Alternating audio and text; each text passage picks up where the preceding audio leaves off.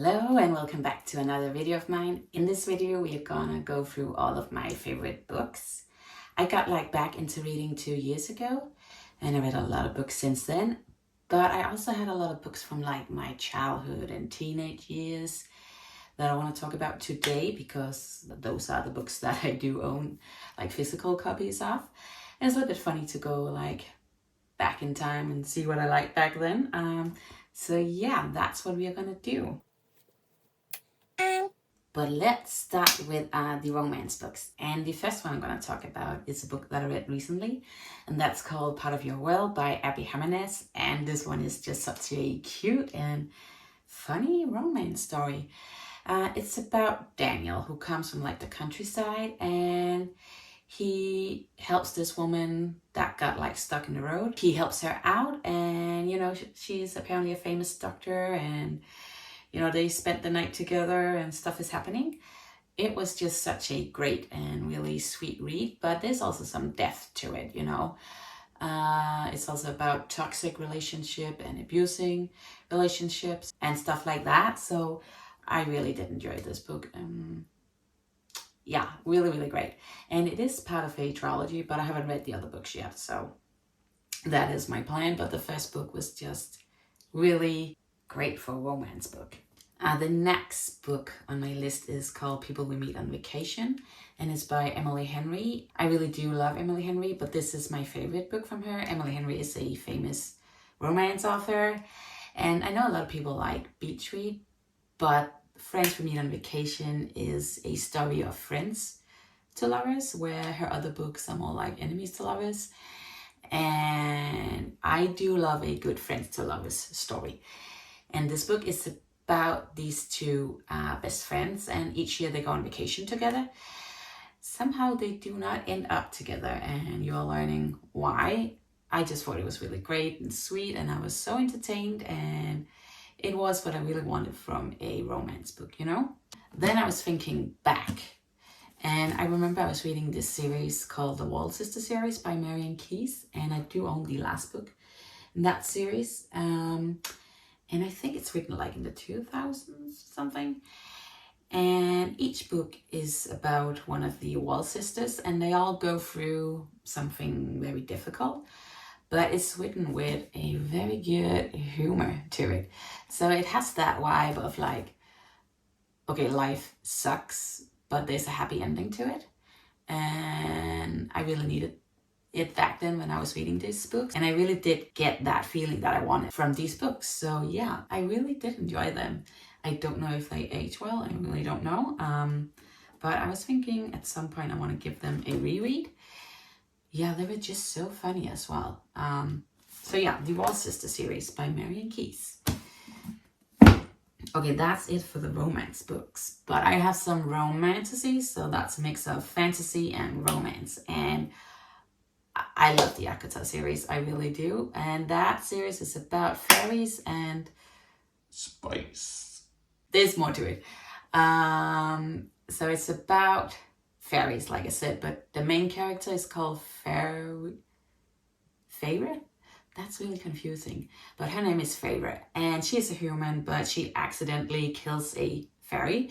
And as a punishment, she's going to live in the fairyland that borders up to the human lands. And yeah, stuff is happening, stuff is progressing. I don't want to spoil it too much. I went into these books knowing absolutely nothing, and I was really surprised. You have to read book 2. That was great. I'm not usually into all the spice, but it's okay.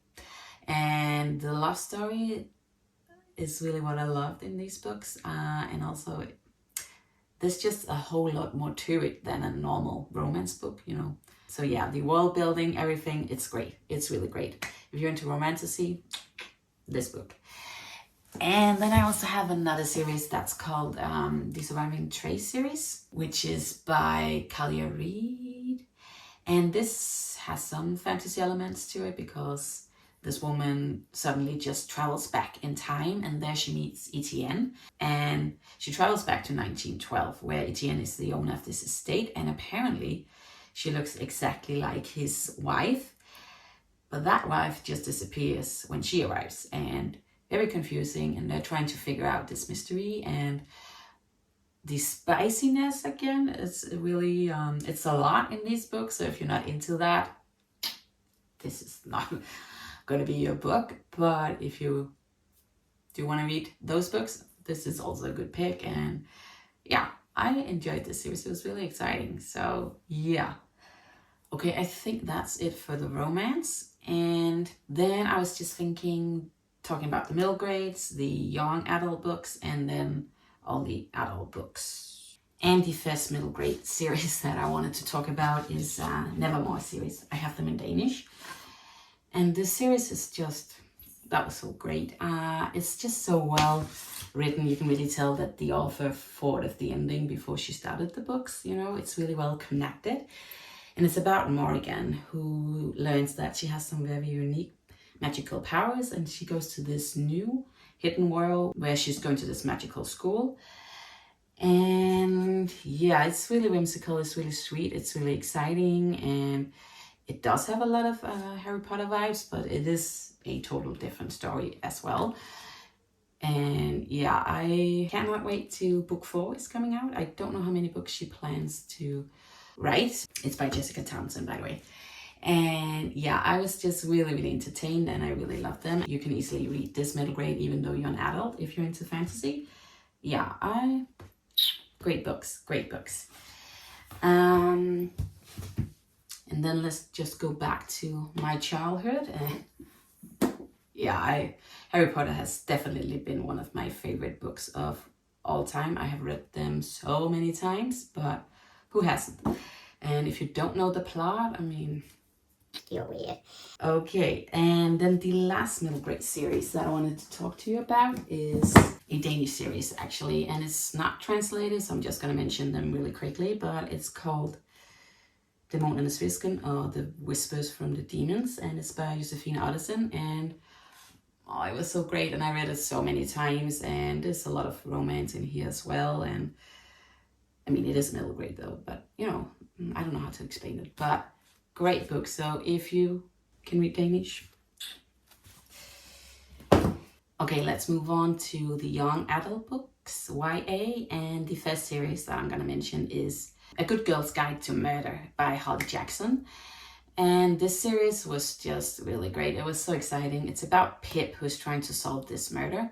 She's writing the school project, and the project is going to be around this murder, and not murder exactly. It's about a girl who just gone missing, right? And yeah, she's trying to solve this. The girl who's gone missing was a little bit older than her, and she believes that the guy who was accused of this assumed homicide is innocent. So she's trying to clear his name, and it was really, really great. The only negative thing I have to say about this book is the ending of book 3 was not exactly my style. I don't know, she just made some dumb choices there. Yeah. But overall, this series was just really, really exciting, and Netflix just came up with a show, and I cannot wait to start that one. I don't know if I want to see it yet, or if I'm gonna wait a few years, because I did read the book like last year, so I don't know, but they were really, really great. So huge recommendation from me. And then I have some YA books that from like my teenage years, and I absolutely love The Hunger Games, and I don't know if I would enjoy reading them now because kids are getting murdered in this, and I don't know if I'm into that now. But I really loved them when I was a teenager, and it was just such a great story, so exciting. I just really wanted to know what was happening. I think Suzanne Collins have gotten a lot of praise on how she really made these books into like a social criticism of what our modern society is. Yeah, it's just really, really great. But I don't know if I would enjoy them now. A very small complaint from me is like the ending of book 3, like the last chapter, when she's choosing who she is gonna end up with. Was that just me, or I thought the build-up was a little bit meh, like the last chapter there? I always thought about that, like why was it so... But anyways, the overall story was great, really great. Okay, bear with me. But my next YA series is The Vampire Academy. And, you know, Twilight made the whole vampire thing really, really popular back then. And then this series came out. And I was so in love with this series. Like the first 3 books, was really cringe. But like book 5 and 6 was the best. But I don't think this series has aged well. It's about Rose, who is a vampire, and vampires are the protectors of vampires. And Rose is training to be a protector of one of the royal vampires, Lisa, I think. And the vampires have like magical powers, but Lisa does not, or at least it appears that she doesn't, but she has some very unique, interesting powers that Rose knows about. The love story in here is what could be a little bit problematic about these books, because Rose is definitely into one of her trainers. So he's not per se her teacher, but is he a member of the faculty staff or not? I cannot remember. But there's something that could be problematic there, I think. But I loved the love story back then. I really did. I was like sucking it all up. So I do want to do a reread at some point. I really do, because there's this sequel, and there is also like 6 books to this sequel, and like the covers, not the best, right? Like, but I do want to get into the sequel. I have heard that like the first 3 books again, but then it just gets really good.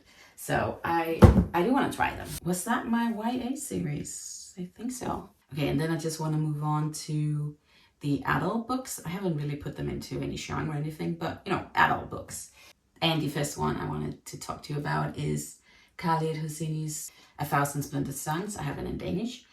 And this was just so great. It's about Afghanistan, and I think it starts in the 90s. I'm not so good with the correct timeline again, but it could be a little bit horrible to read this book knowing what's going on in Afghanistan today. And it's about these 2 women that are really strong, but they're going through some horrible things when Taliban takes over. They're just really strong, and somehow they end up living together, and it's so sad but so sweet and beautiful. And there's a good love story in here as well. I read it so many times when I was a teenager. So a big recommendation for me, but it's also a bit, you know, knowing what's going on today. And the next one is a little bit similar. It's about the civil war in Syria, and it's called As Long as the Lemon Tree Grows by Zoulfa Katouh. And this one is about a young pharmacist who works in this hospital, and hospitals are usually a big target when it comes to like war. So it is really risky and it's dangerous, and it was really sad. I don't cry a lot to books, but I did cry when I was reading this book. Horrible, but it does have a really important message. And yeah, refugees are people too. And another big heavy book is a Fredrik Backman Spare Town. Completely different though, but this is about a Swedish town up north, and it's about this ice hockey team. It really is a ice hockey town, you know, and there are some people going through a rough time there. Yeah, I don't want to spoil it too much, but the dynamics in this book, the way that it was written, it's just really done so well. It's a series as well.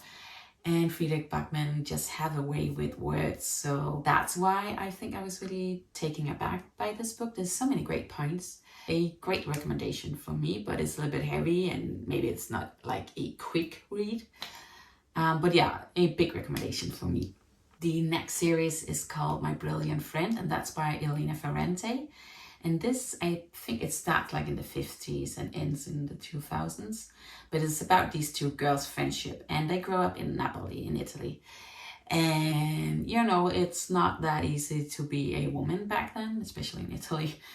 And they grow up in a poor neighborhood, and they really have to learn to navigate this neighborhood and being a woman, and also have a lot of ambition as a woman. And yeah, their friendship is really toxic at times, and other times they're really there for each other and they save each other.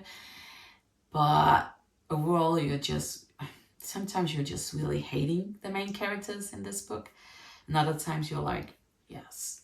But yeah, that's what I think the author did so well, because she really described how ugly we can be at times, and that we are not always the best selves, and sometimes we are toxic in certain situations, and we develop, and sometimes for the worse, sometimes for the better.